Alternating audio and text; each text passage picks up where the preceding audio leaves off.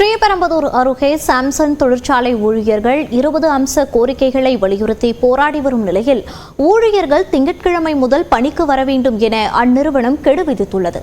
இதற்கிடையே நிறுவனத்தின் மனிதவள பிரிவு அதிகாரியிடம் ஊழியரின் மனைவி ஒருவர் ஆதங்கத்தை வெளிப்படுத்திய ஆடியோ அதிகம் பகிரப்பட்டு வருகிறது.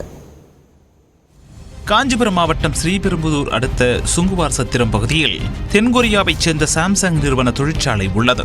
இங்கு பணியாற்றும் பலருக்கு 10 ஆண்டுகளை கடந்தும் மாத ஊதியம் 30,000 ரூபாயை தாண்டவில்லை என கூறப்படுகிறது. இதன் காரணமாக ஊதிய உயர்வு, தொழிற்சங்க அங்கீகாரம், 8 மணி நேரம் வேலை உள்ளிட்ட 20 அம்ச கோரிக்கைகளை வலியுறுத்தி 1000க்கும் மேற்பட்ட ஊழியர்கள் போராட்டத்தில் ஈடுபட்டு வருகின்றனர். இந்த நிலையில் தனது கணவருக்கு ஒரு நாள் விடுப்பு கூட தராத சாம்சங் நிறுவனத்தால் தங்களின் 1.5 வயது பச்சிளம் குழந்தை உயிரிழந்ததாக சாம்சங் நிறுவன ஊழியரின் மனைவி ஒருவர் தொலைபேசியில் பேசிய ஆடியோ வெளியாகி அதிர்ச்சியை ஏற்படுத்தியுள்ளது.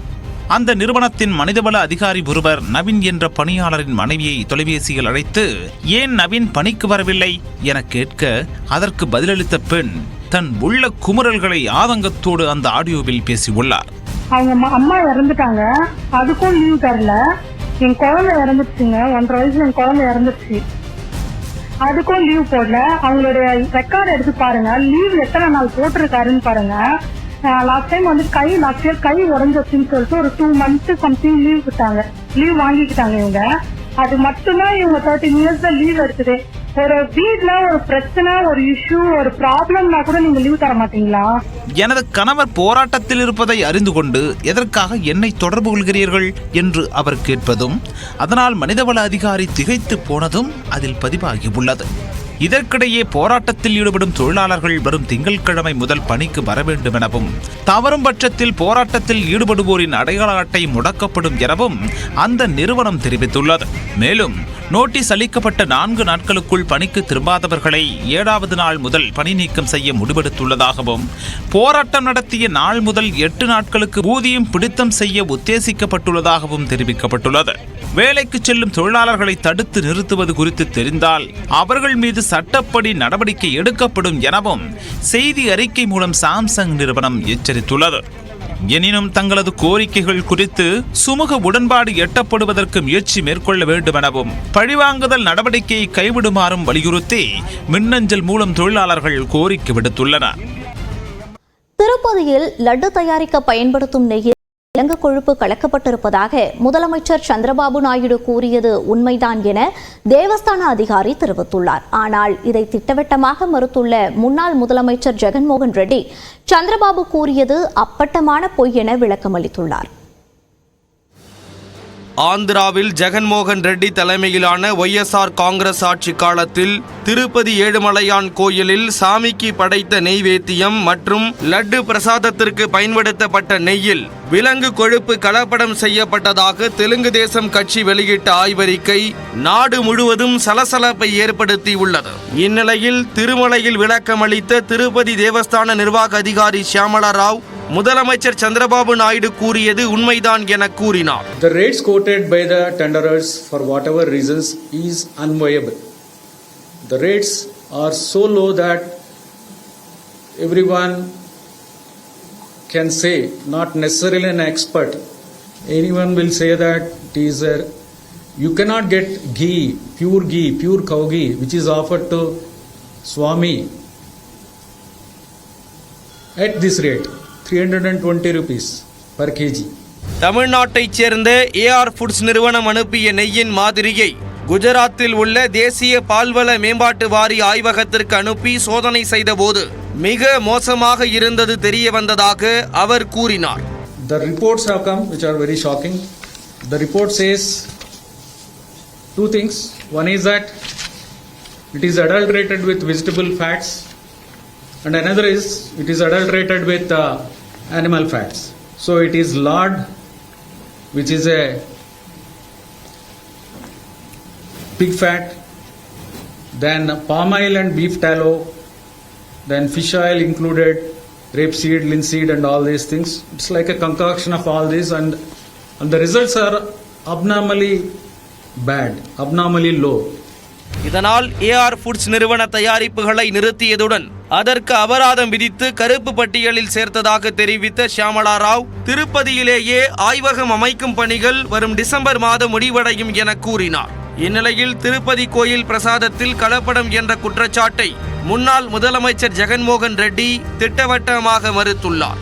If any tanker fails on any of these tests, even if one test goes wrong, the tanker is stopped. Tanker is not permitted to go inside. Forget about anything else. Forget about consumption. It is not even permitted to go inside. It is rejected. This is the practice in TTD. And this is not something new. This has been going on for decades. தரம் இல்லாதது என தெரிய வந்தால் அதை கோயிலில் பயன்படுத்தி இருக்கவே மாட்டார்கள் என்றும், அதை நெய்வேத்தியமாகவோ பக்தர்களுக்கு பிரசாதமாகவோ வழங்கியிருக்க வாய்ப்பே இல்லை என்றும் திட்டவட்டமாக அவர் மறுத்தார். 2014 முதல் 2019 வரையிலான சந்திரபாபு ஆட்சி காலத்தில் 15 முறையும், தனது ஆட்சி காலத்தில் 18 முறையும் இதுபோல தரமற்ற பொருட்களை கொண்டு வந்த டேங்கர்கள் திருப்பி அனுப்பப்பட்டதாக விளக்கமளித்தார். மேலும் ஆய்வறிக்கை வந்து 2 மாதங்கள் கழித்து வெளியிடுவது உள்நோக்கம் கொண்டது என்றும் கூறினார். ஆட்சி அமைத்து 100 நாட்களில் தேர்தல் வாக்குறுதிகளை நிறைவேற்றாததால் மக்கள் கேள்வி எழுப்புவதை எதிர்கொள்ள முடியாமலும் நிர்வாக தோல்வியை மறைக்கவும் இதுபோல திசை திருப்பும் செயலில் முதலமைச்சர் சந்திரபாபு நாயுடு இறங்கியுள்ளதாக ஜெகன்மோகன் பதில் அளித்தார். And what has actually happened here is just a routine practice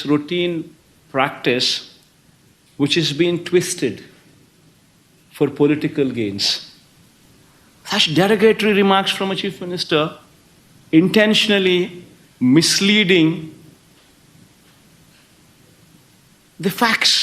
Then how can he make such wild allegations?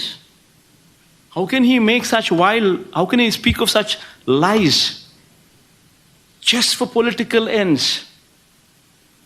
This man, Chandrababu Naidu, demeans, stoops down to this extent.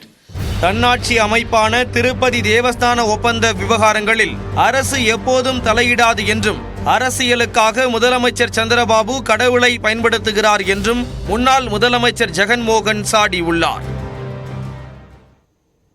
Tirupati laddu விவகாரம் பூதாகரமாகியுள்ள நிலையில் சிபிஐ விசாரணை வேண்டும் என்ற கோரிக்கைகள் வலுத்துள்ளன. சிபிஐ விசாரணைக்கு உத்தரவிட மத்திய அரசு முடிவு செய்துள்ளதாக தகவல் வெளியாகியுள்ளது.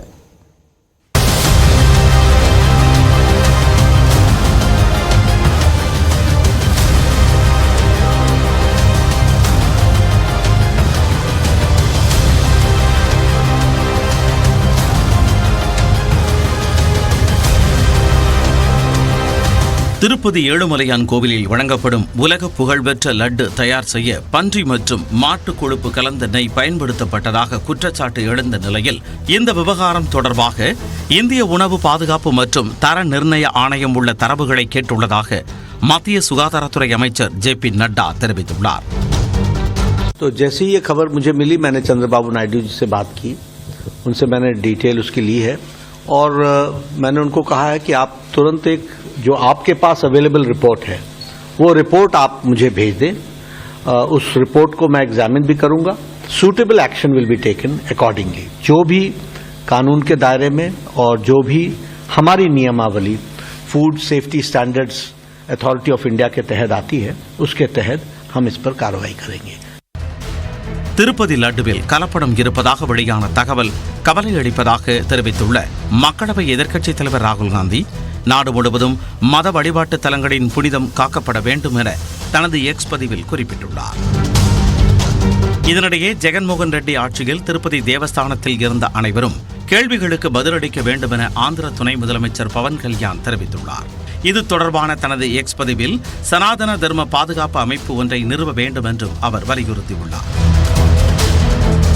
திருப்பதி லட்டு விவகாரத்தை சந்திரபாபு நாயுடு அரசு சரியாக கையாளவில்லை என குற்றம் சாட்டிய ஆந்திர பிரதேச காங்கிரஸ் தலைவர் YS சர்மிளா சிபிஐ விசாரணைக்கு உத்தரவிட வேண்டும் என வலியுறுத்தியுள்ளார்.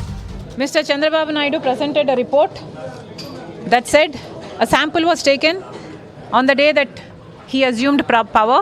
Therefore, the Congress party has taken upon itself very seriously. We are demanding a CBI inquiry into this issue. because it is not a small issue. It does not pertain to a small group of people, but to crores of people. We have also written to the Home Minister of India, Mr. Amit Shah, demanding for a CBI inquiry into this matter. Tirupati laddu சர்ச்சை நாடு முழுவதும் பெரும் அதிர்ச்சியை ஏற்படுத்தியுள்ள நிலையில் CBI விசாரணை நடத்த மத்திய அரசு முடிவு செய்துள்ளதாக தகவல் வெளியாகியுள்ளது.